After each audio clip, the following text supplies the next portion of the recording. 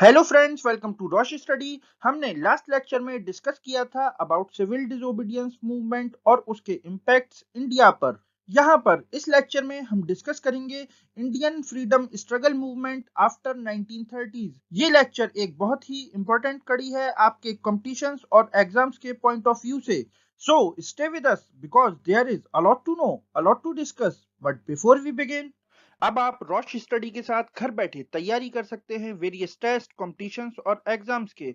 हमारे लेक्चर्स का PDF download करने के लिए टेलीग्राम चैनल रोश स्टडी को सब्सक्राइब करें और हमको फॉलो करें on Instagram and Facebook.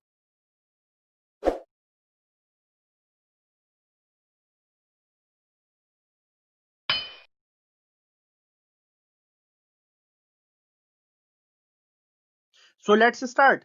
Last lecture में हमने डिस्कस किया था अबाउट सिविल डिसओबीडियंस मूवमेंट। इसके बाद यहाँ पर कई पैरेलल इवेंट्स एक साथ चलने लगे, such as civil disobedience movement जो कि पार्ट था इंडियन फ्रीडम स्ट्रगल का, और पाकिस्तान मूवमेंट जिसको फाउंड किया चौधरी रहमत अली ने इन 1930, और इन्होंने ही कॉइन किया टर्म पाकिस्तान। उसके बाद फिर एक टर्निंग पॉइंट स्टोरी में तब आया जब 1932 में डिमांड रेज हुई for separate electorate for the minorities.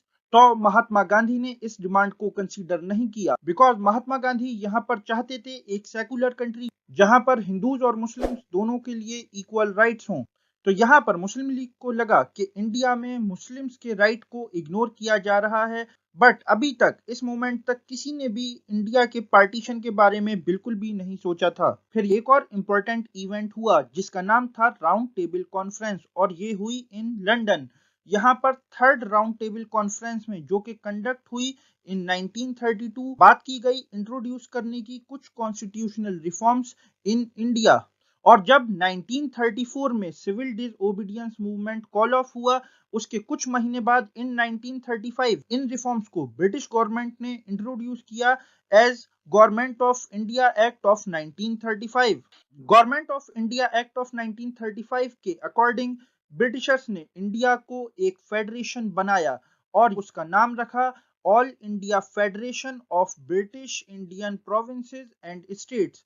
यहाँ पर इस एक्ट के अकॉर्डिंग ब्रिटिशर्स ने डायरकी जो कि उन्होंने इस्टेब्लिश की थी by the government of India act of 1919, उसको अबॉलिश कर दिया through this act. Dyarchy means government by two independent authorities. इस एक्ट के अकॉर्डिंग ब्रिटिशर्स ने इंडियन प्रोविंसेस को और ज्यादा ऑटोनॉमी प्रोवाइड की, और साथ साथ ही उन्होंने इंट्रोड्यूस किया प्रोविजन फॉर इलेक्शंस।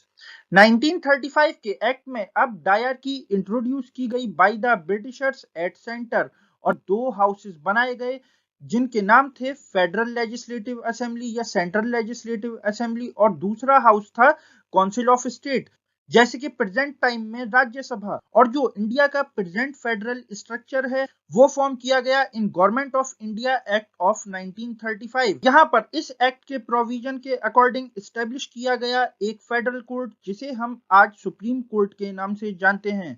फिर रिजर्व बैंक ऑफ इंडिया जो कि स्टेब्लिश किया गया था to monitor the financial issues of India, और ये स्टेब्लिश किया गया था ऑन अप्रैल 1 1935 इन कैलकाटा। फिर यहाँ पर इस एक्ट के अकॉर्डिंग ब्रिटिशर्स ने बनाए 11 स्टेट्स इन इंडिया, और इसमें से 6 स्टेट्स रखे विद टू हाउसेस, जिसमें से कि बंगाल, बॉम्बे, मद्रास, यूपी, बिहार, असम, और 5 स्टेट्स रखे विद वन हाउस और सिंगल हाउस, जैसे कि Punjab, north east frontier province, central province, Sindh and Orissa.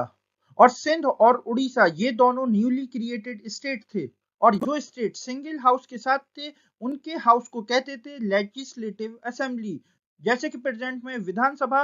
और यहाँ पर मेंबर्स को इलेक्ट किया जाता था by the elections. Government of India act 1935 के अकॉर्डिंग वेरियस इंपॉर्टेंट सब्जेक्ट्स दे दिए गए टू द सेंटर, जो कि थे गवर्नर जनरल ऑफ इंडिया के अंडर में, such as defence, finance and foreign affairs.